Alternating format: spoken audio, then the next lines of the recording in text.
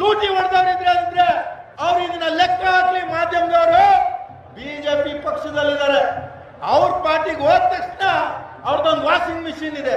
ಆ washing machine ಅಲ್ಲಿ ಹಾಕಿ ಒಂದ್ಸರಿ ಎತ್ತು ತಂದ ತಕ್ಷಣ ಅವನು ಎಂತ ಅಪರಾಧಿ ಆಗಿರ್ಲಿ, ಅವನೆಂತ ಕರಪ್ಟ್ ಆಗಿರ್ಲಿ, ಅವನು ಕ್ಲೀನ್ ಆಗೋಯ್ತಾನೆ. ಕರ್ನಾಟಕ ರಾಜ್ಯದಲ್ಲಿ ಡಿ.ಕೆ. ಸಾಹೇಬರಿಗೆ ಬಿಜೆಪಿ ಅವರು ಇಡಿಯನ್ನ ರೇಡ್ ಮಾಡಿದ್ ಯಾಕೆ?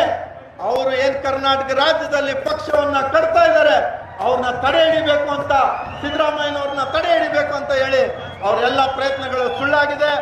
ಈಗ ನನಗೆ ಕರೆದಿ ಮಾತಾಡ್ಲಿಕ್ಕೆ ಅವಕಾಶ ಕೊಟ್ಟಿದ್ದಕ್ಕೆ ನಾನು ತಮ್ಮೆಲ್ಲರಿಗೂ ಧನ್ಯವಾದಗಳನ್ನ ಹೇಳ್ತಾ ನಾನು 2 ಮಾತು ಮುಗಿಸ್ತೀನಿ.